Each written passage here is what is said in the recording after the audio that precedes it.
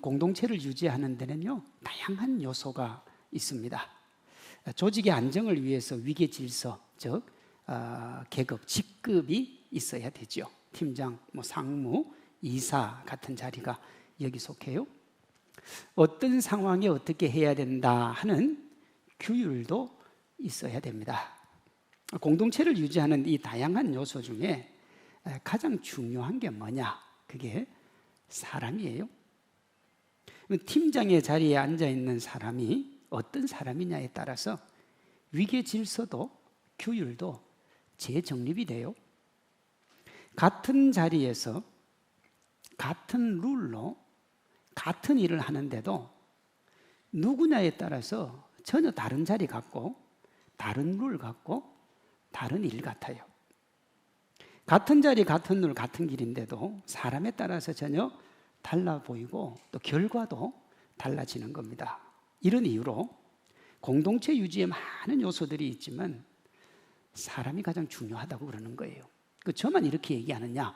그렇지 않아요. 인류 역사가 이미 이것을 증명을 했는데요. 이걸 분명하게 보여주는 말이 모든 일의 성패에 사람이 있다 하는 인사가 만사다 하는 말이에요.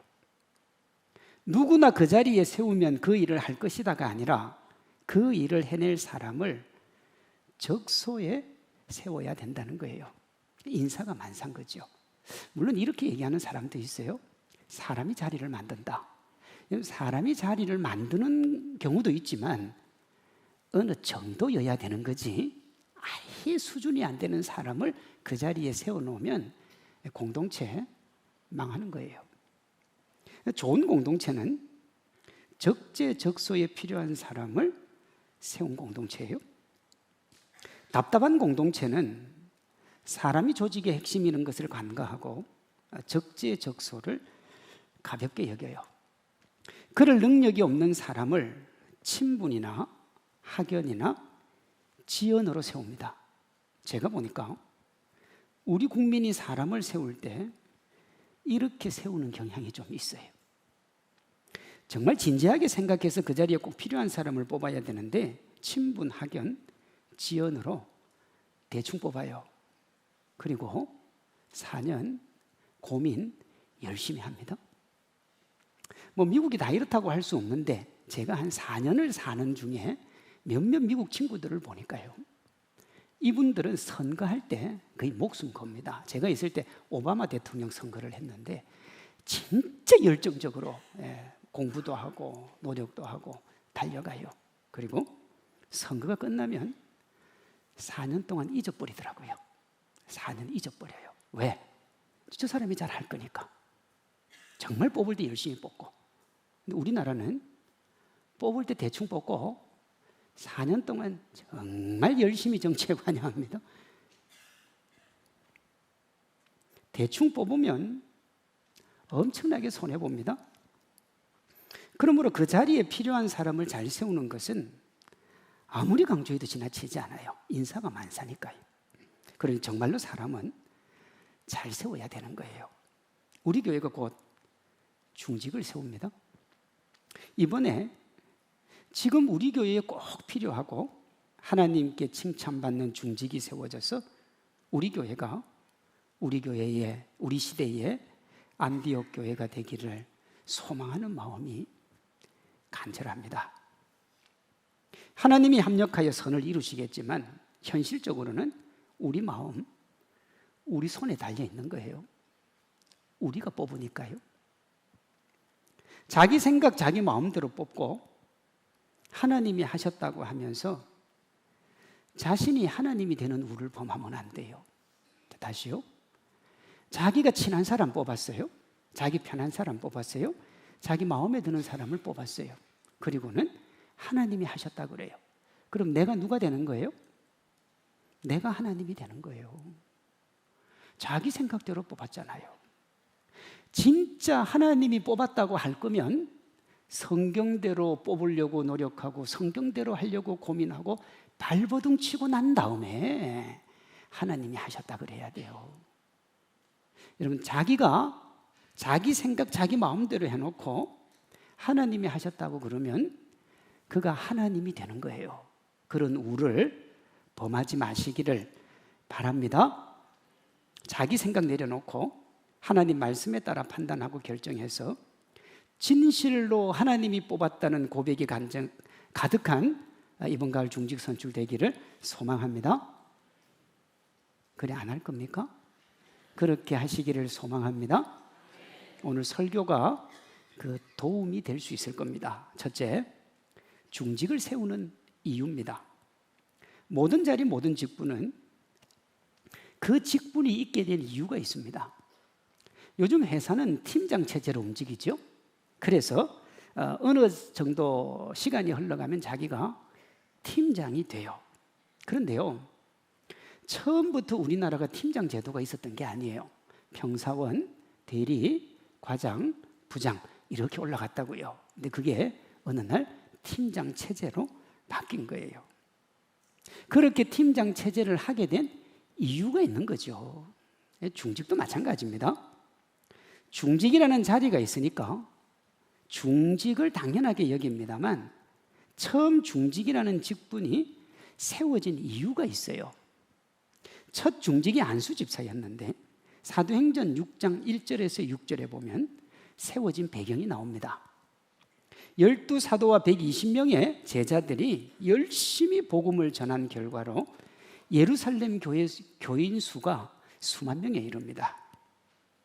사도들의 손길이 다 미치지 못하다 보니까 곳곳에 문제가 생겼고 그 문제로 교회가 어려움을 겪어요. 사도행전 6장 1절이요. 그때의 제자가 더 많아졌는데 헬라파 유대인들이 자기의 과부들이 매일의 구제에서 빠짐으로 히브리파 사람을 원망했다 그랬습니다. 기존에 팔레스타인에 살던 사람을 히브리파 유대인이라 그러고 주변의 디아스포라 고대 건동에 살던 사람들을 헬라파 유대인들이라 그래요. 왜? 헬라 문명 속에서 살았기 때문에요. 이 둘 사이에 분쟁이 일어나고 불평이 일어나고 파벌이 생긴 겁니다. 어느 조직이나 어디를 가든지 간에 경쟁이 그렇게 나쁜 건 아니에요. 그렇잖아요? 사람들이 모이고 선하게 경쟁을 하면 되는데 사도들이 왜 칼을 빼들었느냐 그러면 이 파벌과 불평이 영혼 구원을 멈추게 만들 위기를 초래했기 때문에 그래요. 무슨 얘기냐?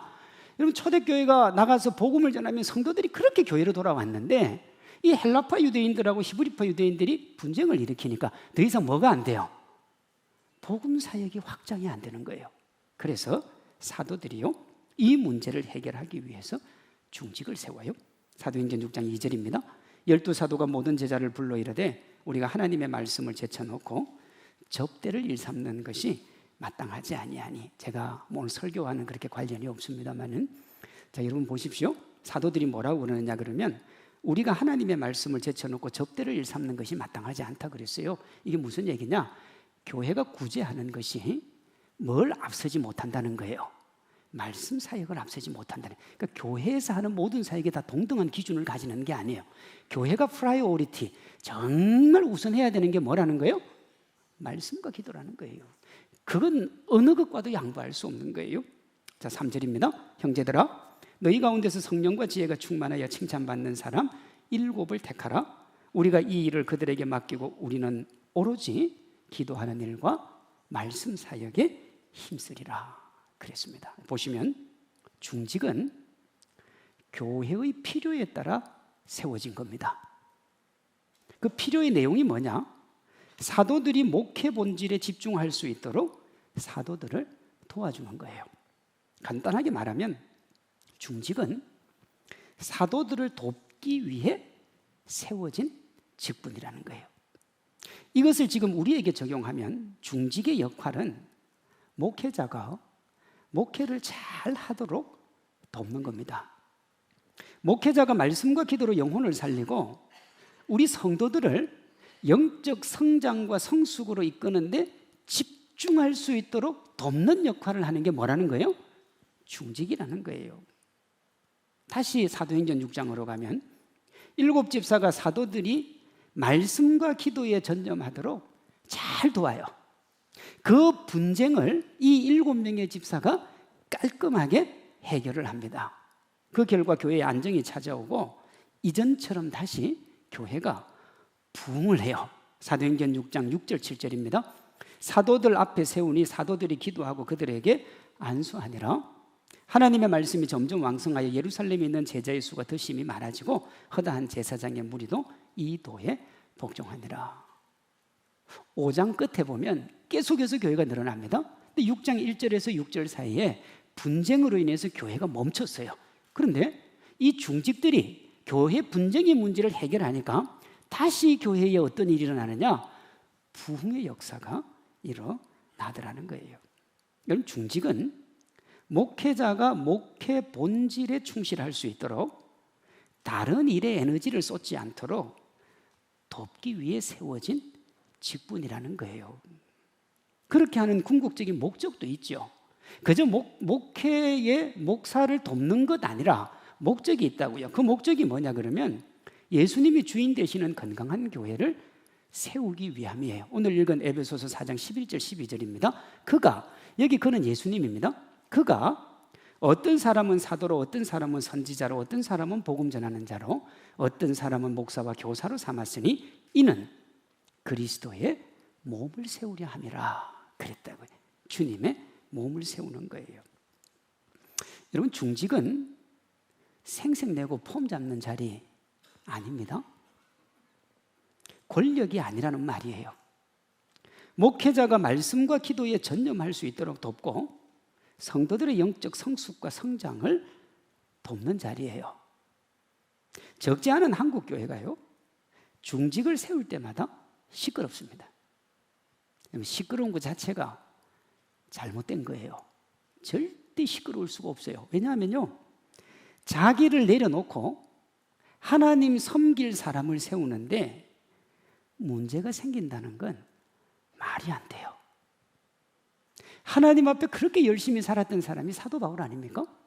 사도 바울은 자기를 죄인 중에 괴수라 그랬고요, 자기 같은 사람한테 주님이 직분을 맡기셨기 때문에 나는 주님 앞에 할 게 충성밖에 없다 그랬어요. 근데 거기서 싸울 게 뭐가 있어요? 더 잘 충성하고 더 잘 봉사하기 위해 싸웁니까? 아니잖아요. 잘못된 거예요. 중직을 세우는 이유는 목회자의 목회를 돕고 궁극적으로 그리스도의 몸을 세우기 위함이에요. 그럼 중직의 역할이 뭐냐? 두 번째요, 에베소서 4장 12절 14절에 중직의 역할이 구체적으로 나오는데 4가지가 나옵니다. 첫째, 성도들을 온전하게 해서 봉사의 자리에 나오도록 돕는 역할을 해요. 12절입니다. 이는 성도를 온전하게 하여 봉사의 일을 하게 하며. 둘째, 성도들이 하나님을 믿는 것과 아는 일에 하나가 되도록 돕는 거예요. 13절입니다. 우리가 다 하나님의 아들을 믿는 것과 아는 일에 하나가 되어. 우리 교회로 하면 신앙과 삶의 일치를 추구하는 삶이 있는 신앙인이 되도록 돕는 거예요. 자, 2가지를 제가 말씀드렸습니다.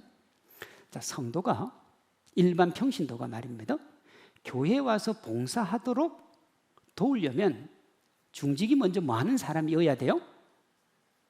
봉사를 하고 있어야 돼요. 자기는 봉사도 안 하면서 너 교회 봉사, 그게 말이 안 되거든요. 2번째, 신앙과 삶의 일치를 추구하도록 성도가 그렇게 살아가도록 도우려면 자신이 먼저 뭐 해야 돼요? 신앙과 삶의 일치를 추구하는 사람이 되어야 되는 거예요. 셋째, 성도들이 예수님을 닮아가도록 도와야 돼요. 13절 하반절입니다. 온전한 사람을 이루어 그리스도의 장성한 분량이 충만한 데까지 이르리니 그랬습니다. 넷째, 성도들이 하나님 말씀으로 세상을 이기도록 도와야 돼요. 14절입니다. 이는 우리가 이제부터 어린아이가 되지 아니하여 사람의 속임수와 간사한 유혹에 빠져 온갖 교훈의 풍조에 밀려 요동하지 않게 하려 함이라. 그런데 만약에 여러분, 중직이 세상에 너무 잘 요동을 해요. 주식 좋다 그러면 주식 투자하고, 로또 좋다면 로또 투자하고, 그렇게 세상에 마음껏 흔들리는 사람이 성도들에게 가가지고 하나님의 사람이 말입니다, 여러분, 그게 말이 되겠습니까? 이 중직이 해야 될 4가지는 어느 것 하나 만만한 게 없어요. 이렇게 중직이 이렇게 해야 된다는 걸 알고 계십니까? 그리고 그렇게 중직의 역할을 하고 계십니까? 제가 가끔씩 아주 가끔, 자주는 아니고 아주 가끔 우리 권사님들 중에 한두 분 제가 야단칠 때가 있어요. 좀 그때 그러면 어떤 분 저한테 이렇게 얘기해요. 목사님 왜 일반 성도는 놔두고 나만 그럽니까? 중직이니까요. 중직은 성도가 아니에요. 성도 맞아요. 죄송합니다. 성도 맞지만 그런 성도는 아니에요.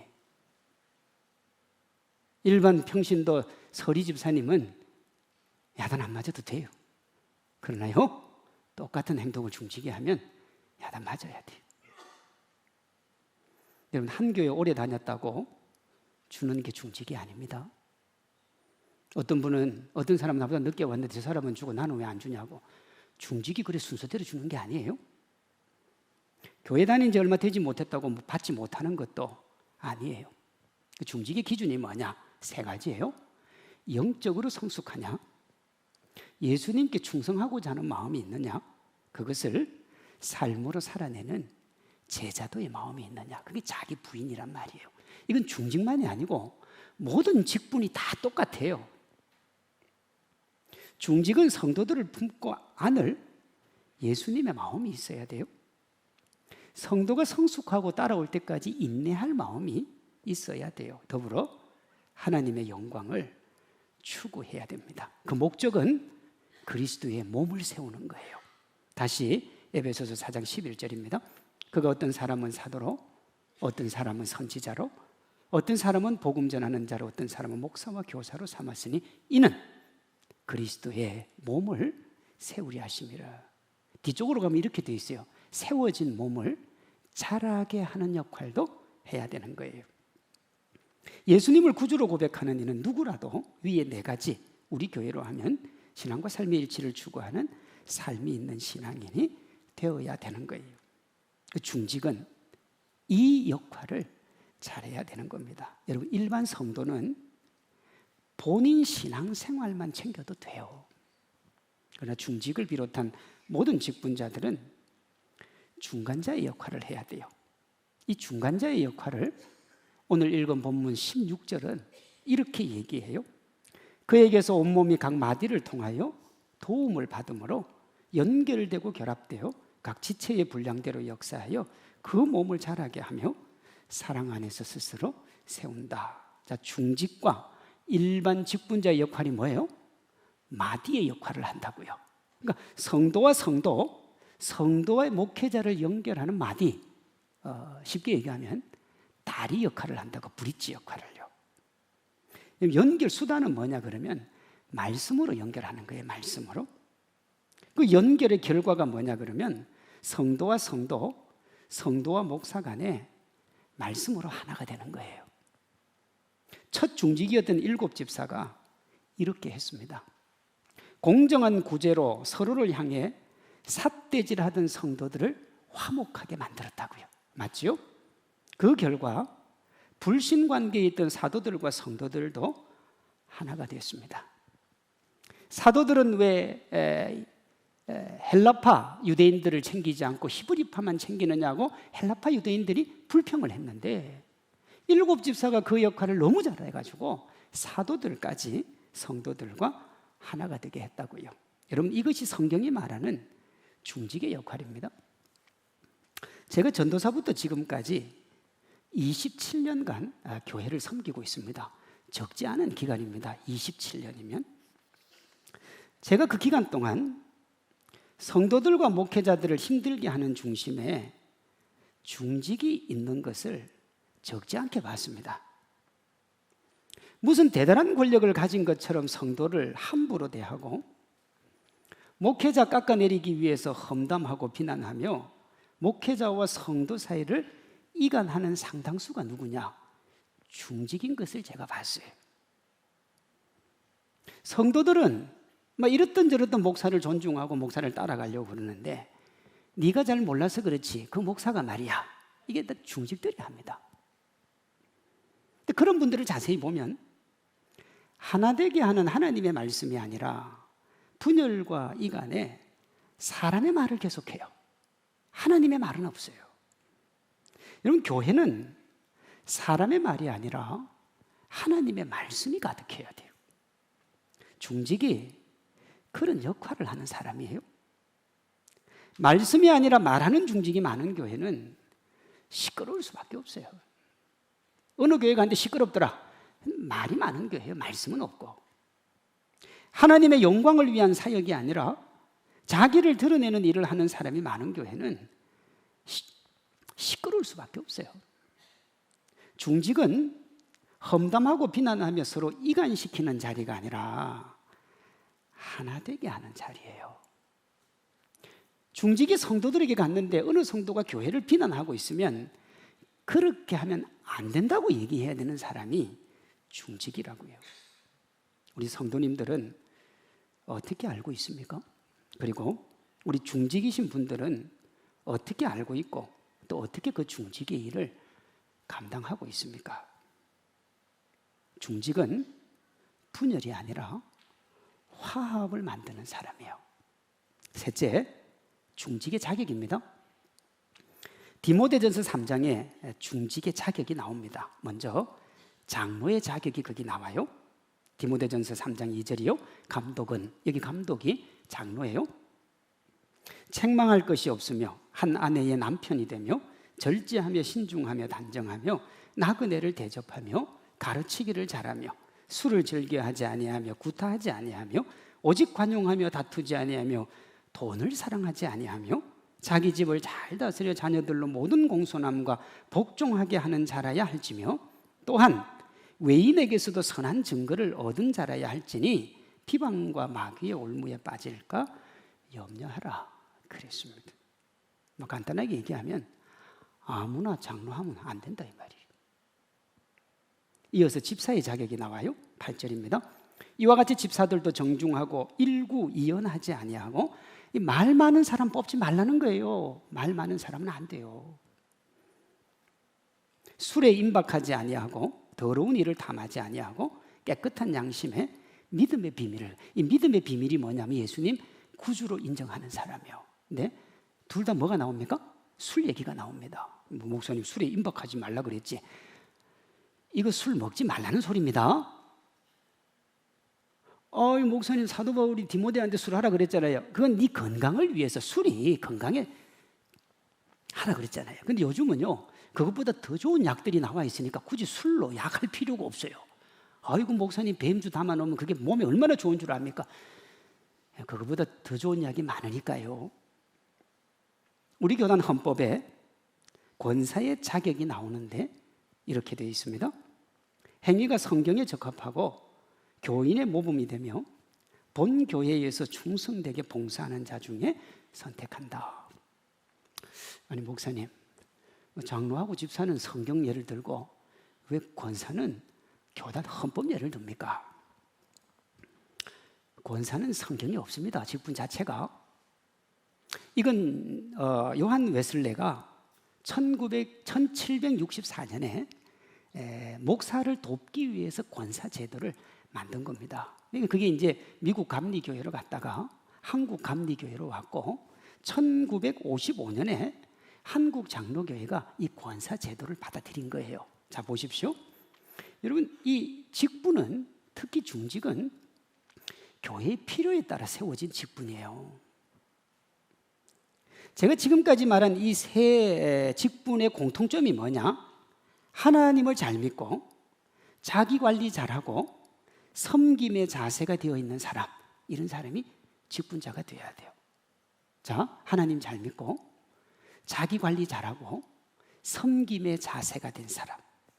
사도행전 6장 3절은 이걸 이렇게 말합니다. 형제들아 너희 가운데서 성령과 지혜가 충만하여 칭찬받는 사람 7을 택하라. 이 전자가 하나님을 잘 믿는 거고 후자가 자기 관리와 성도 섬김이 몸에 밴 사람이에요. 디모데전서 3장 10절은 우리가 중직을 뽑을 때 위의 자격을 세심하게 확인하고 문제가 없는 사람을 뽑으라 그래요. 이에 이 사람들을 먼저 시험하여 보고 그 후에 책망할 것이 없으면 집사의 직분을 맡게 할 것이요 그랬단 말이에요. 그럼 여러분 왜 이렇게 까다롭게 합니까? 우리는 그냥 뭐 때가 되면 중직 세우고 필요한 사람 세워서 하던데 왜 이렇게 까다롭습니까? 앞에서 우리가 역할을 받잖아요. 하나님을 분명하게 믿지 않으면, 인격적으로 성숙하지 않으면 감당할 수가 없기 때문에 그래요. 준비되지 않은 사람이 중직이 되면 교회가 엉망진창이 되는 거예요. 서두에 말씀드린 것처럼 인사가 만사잖아요. 적재를 적소에 배치해야 인사가 만사가 되는 거예요. 하나님과 깊이 교제하는 사람이 중직이 되어야 되고, 사랑의 마음으로 교인을 품고 안는 사람이 중직이 되어야 되는 거예요. 그런 사람이 하나님과 은혜의 일을 잘 감당할 수가 있으니까요. 그런데 이상과 현실 사이에 갭이 있잖아요. 디모데전서 3장에 부합하는 사람이 많지 않아요. 주변을 둘러보면 뭐 거의 없지요. 우리가 세상에 나가면 말입니다. 아니 교회 안에도 목사 때문에, 장로님을 비롯한 중직 때문에 내가 교회 옮긴다 하는 사람 적지 않습니다. 내가 목사 때문에, 장로 때문에 나는 예수님 안 믿는다 하는 사람도 적지 않아요. 사실 그런 분들 목사하면 안 되고 중직하면 안 되는데, 그래도 교회가 유지가 되려면 뽑아야 되잖아요. 목사 혼자 사역할 수는 없으니까. 그래서 어떻게 뽑아야 되느냐? 디모데전서 3장에 가까운 사람을 뽑는 거예요. 우리 교인들 중에 거기에 제일 가까운 사람을 뽑는 거예요. 여러분 이렇게 노력하고 난 다음에 하나님이 하셨다, 그렇게 얘기해. 진짜 하나님이 하신 거지. 내 생각, 내 뜻, 내 마음대로 투표해 놓고는 하나님이 하셨다 그러면 안 된다고요. 그럼 구체적으로 어떤 사람이냐? 세상 속에 살기 때문에 세상의 때가 묻을 수밖에 없지만, 세상 살다 보면 그럴 수밖에 없다라고 얘기하는 사람이 아니라, 그래도 주님 말씀으로 살아보려고 발버둥 치는 사람, 여러분 그런 사람들이 중직이 돼야 되는 거예요. 구체적으로 적용하면 신앙과 삶의 일치를 추구하는 성도, 삶의 목적이 하나님의 영광인 성도, 여러분 그런 사람이 중직이 되어야 되는 겁니다. 이를 위해서 목회자의 목회를 적극적으로 도우려는 사람을 뽑아야 되는 거예요. 그럼 이렇게 얘기할 수 있어요. 그럼 그 목회자가 목회를 제대로 안 하면 어떻게 됩니까? 제가 그래서 얘기했잖아요. 목사에 뭘 도우라고요? 목회라 그랬잖아요. 그냥 대놓고 목사를 도와라, 성경은 그렇게 얘기 안 해요. 목사가 성경적으로 안 할 때는 여러분 권면도 하고 잘못된 거 지적도 해야죠. 그런데 그가 하나님의 나라 위에 달려가는 목회를 할 때는 여러분 다 엎어놓고 돕는 거예요. 엎어놓고요. 분란 일으키는 사람, 편가르는 사람, 말씀을 말로 받고 말로 말씀을 가볍게 여기는 사람은 피해야 돼요. 그렇게 하나님의 사람을 뽑아야 된다. 그것이 중직의 자격이 되는 겁니다. 마지막 넷째, 바르게 중직을 선출하면 어떻게 되는가 하는 거예요. 중직을 하나님 보시기에 바르게 선출하면 두 가지 일이 일어나요. 뭐 더 많은 일들이 일어나겠지만 성경은 두 가지 일이 일어나요. 하나는 더욱 하나가 돼요. 원망과 분열로 답답하던 예루살렘 교회가 중직을 세우면서 하나가 됩니다. 사도행전 6장 5절이요. 온 무리가 이 말씀을 기뻐했다. 그래. 중직이 세워진 이후에는 더 하나가 됐다고요. 성도들이 복음 확장을 위해 중직 투표를 하고 당사자도 그런 마음으로 중직에 임하면 교회는 더 하나가 되는 거예요. 이번 가을 중직 선출이 우리에게 한 마음 한 사랑 한 뜻을 더 많이 가지고 하나가 될 수 있는 좋은 장이 되기를 소망합니다. 하나님이 보시기에 바르게 중직이 선출을 할 때 일어나는 다른 하나가 뭐냐? 성도들은 영적으로 성장하고 성숙하고 교회는 부흥을 해요. 사도행전 6장 7절입니다. 하나님의 말씀이 점점 왕성하여 예루살렘에 있는 제자의 수가 더 심히 많아지고 허다한 제사장의 무리도 이 도에 복종하니라. 목회자가 다른 일로 분주하다가 말씀을 못 전하면 여러분 교회는 가라앉게 돼 있는데, 7 집사가 그 일을 잘해주니까 사도들이 말씀에 집중하기 시작하고, 말씀을 들은 사람들이 영혼이 살아나니까 성장하고 성숙하고, 그 본질에 집중을 하니까 제자의 수는 늘어나고요. 그 마지막에 뭐라고 되어 있느냐 하면 제사장의 무리도 복종했다 그래요. 이 제사장은요, 예수님 믿는 사람 가장 격하게 핍박하던 사람들이에요. 지금 우리로 하면 그렇습니다. 이제 교회 부흥 끝났다, 세상은 교회 우습게 여긴다, 아무리 노력해도 안 된다. 아니에요 여러분. 교회가 그 본질적인 사명을 제대로 가지고 하나님의 은혜 가운데 제대로만 가면 어떤 사람도 들어와서 이 교회 안에서 생명 얻고 기쁨 얻고 기뻐하게 될 줄로 믿습니다. 우리가 이런 좋은 중직을 뽑았어. 우리가 다 한마음 한사랑 한뜻으로 하나 되어서 우리 교회가 구원의 방주 역할 다 잘하는 복된 계기 되기를 소망합니다. 이사야 60장 22절에 이런 말씀이 있어요. 그 작은 자가 천명을 이루겠고 그 약한 자가 강국을 이룰 것이라. 때가 되면 나 여호와가 속히 이루리라 그랬습니다. 하나님이 우리 교회에 이 은혜와 축복 부어주시기를 소망합니다. 그래서 우리 각자가 세상이 감당할 수 없는 하나님의 사람들이 되고, 우리 교회가 세상에 선한 영향력 끼치는 거룩한 교회 되기를 소망합니다. 예배마다 우리 오이코스들이 차고 넘치기를 소망합니다. 때가 되면 하나님이 속히 이루어 주신다고 그랬는데 그 때가 지금이기를 소망합니다. 여러분 옆에 빈자리 있잖아요. 빈자리가 있어서 참 호흡도 할 수 있고 여유가 있어 좋다. 여러분 그렇게 하라고 빈자리 둔 게 아니고요. 그 빈자리를 우리가 믿음으로 채우자는 거예요. 지금 우리 교회가 2부 3부를 합하면 550명에서 600명이 돼요. 그러면 이 예배당 꽉 차요. 그러면 전도할 수 있는 공간이 없어요. 여러분 그래서 2부 3부로 나눠 놓은 거예요. 우리가 편하게 예배 드리는 것도 있지만 더 하나님의 영광과 기쁨을 위해서 복음을 향해서 나아가자고요. 그 작은 자가 천을 이루고 약한 자가 강국을 이룬다고 했는데 때가 되면 하나님이 속히 이루어 주신다. 그 때가 지금이요.